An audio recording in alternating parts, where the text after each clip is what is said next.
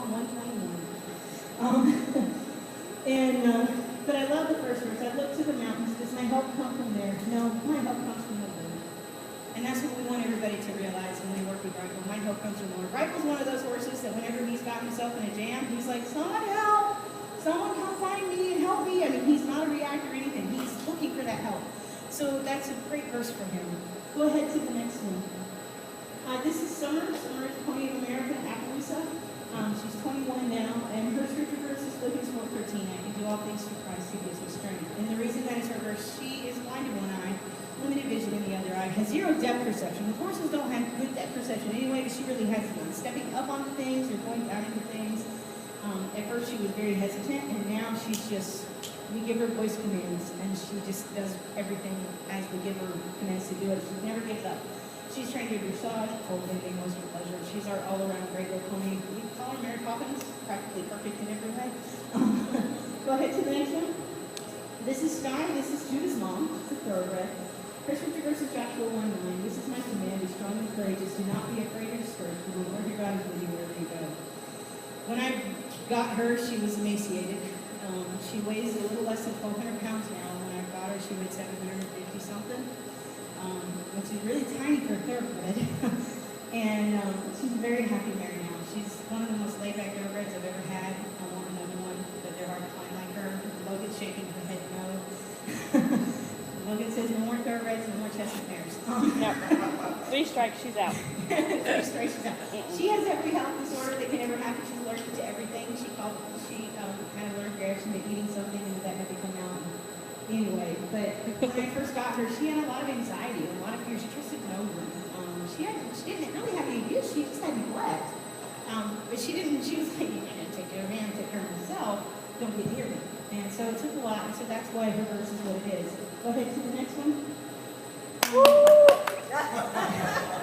Is that your favorite? Well, maybe Logan's favorite. What? So Solomon is now 5 years old, and he was donated to us January. He's 5. He was donated, and well, you'll learn a little more about that. He was only poop when they sent him to us. I went and looked at him.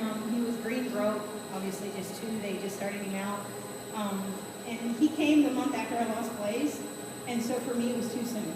And so we have this running joke now. Solomon knows I don't like him. It's not that I don't like him. He is a phenomenal therapy horse. When he was 3, people would say, how old is he? I was like, he's 3 going on 30.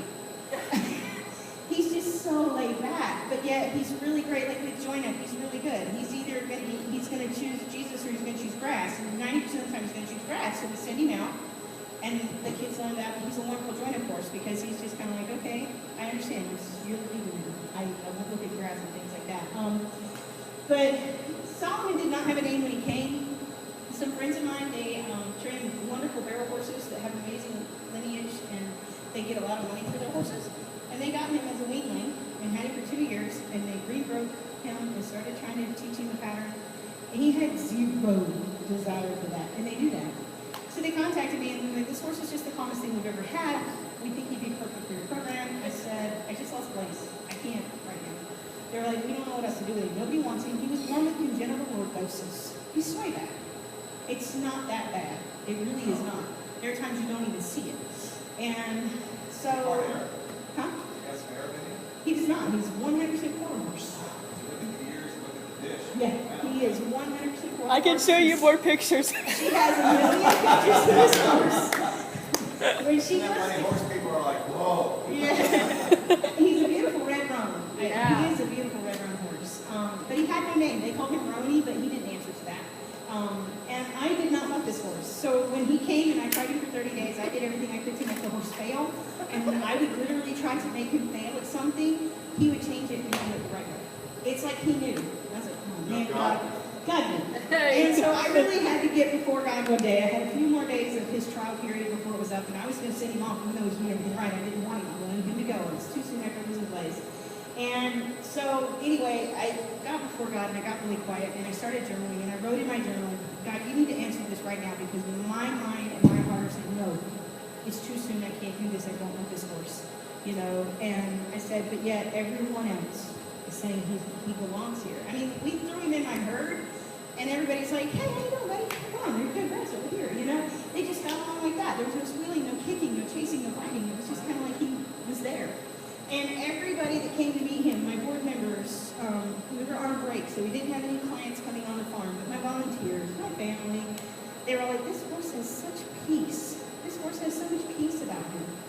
Solomon means peace. And so when I got before God, God sent me to a scripture talking where he told David, I'm going to give you a son and you will name him Solomon, which means peace. And in his time as king, Israel will have peace.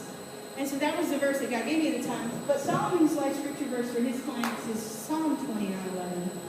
The Lord gives his people strength, the Lord blesses his people with peace. And as much as I say I don't like this horse, he's a great therapy horse, and I do like him, and I'm glad he's here. I don't want to send him off. That's our horse. He's not mine, but he's a wonderful horse and firm. He does bring a peace. He has such a peace about him. So that's Solomon's story. Next. This is our latest one, Neriah. And Neriah is an Arabian. We have 3 Arabs, Kesed, Rifle, and Neriah. And we got her in October. And when I saw her, I couldn't leave her where she was. I paid $500 right then, and I brought her home. So she weighed 658 pounds. She was loaded with parasites. When she pooped, it was more worms than anything else. It was awful. It took 4 doses of different wormings through our vet. She would say to finally get her when she was clear and did not have any more parasites. She had some sort of infection. We had to give her some antibiotics. They couldn't pinpoint exactly where it was, but blood work came back showing a little bit of infection, so we took care of that. She had a history of laminitis and found her hoofs hadn't been trimmed, but God only knows how long.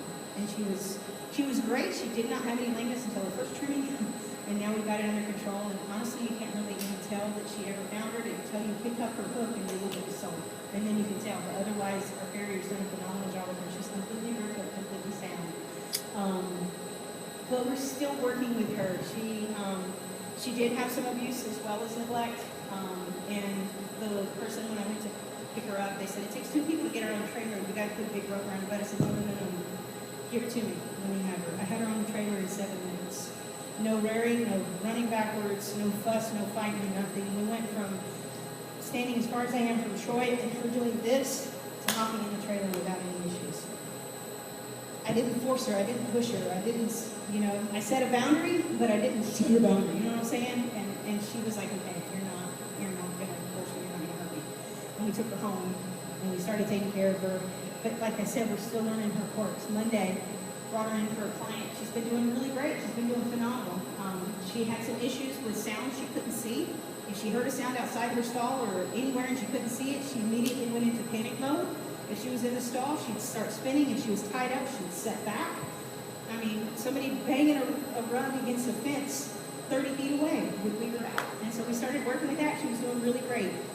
This past Monday, pulled her in the stall, back to this nervous, antsy, shaking horse. I couldn't figure out anything that was wrong, nothing like that. And as long as I was there, it's like she has attachment disorder. As long as I was there, she was fine, but I could not leave her. So my volunteer had to stay with my client to go and get the saddle to ride, because as long as I was there, she was fine. She wasn't 100%, but she was better, and I felt she was safe, as long as I was there. So I ended up leading her in the class, and after the class, I took her around the round pen, refused to do join-up. She just wanted to run. I stood in the middle of the round pen, just like this. Ignored her completely, and she ran, and I just let her go. Until finally I stepped back a little bit, and she turned in and came to me. But she still wasn't completely joined up. I had to, after 30 minutes in 120-degree heat index, I had to find a good note to end on and call it a day, and hose her down and put her back in the stall for a little bit so she could chill out. That night, we had a horrendous storm. It was one of the worst we've had in a very long time. There was lightning, popping, like constant, just constant. Wind, a little bit of hail. Like 2.5 hours worth. I told my mom, I said, and I brought everybody in, and when she was in the barn that night, she was constantly whinnying. She was not comfortable. She was not feeling safe. And so I was telling my mom about it the next day. She's like, how was Neriah this morning? I said, she was normal. She was completely fine. Mom brought up another point. She came from Florida. What little bit of history we do know about her was in Hurricane Irma, she was left out in the pasture, and in that pasture, there were structures that were destroyed and trees that were uprooted. I bet that horse sensed the barometric pressure changing 4 hours before that storm came. So it's like, do we keep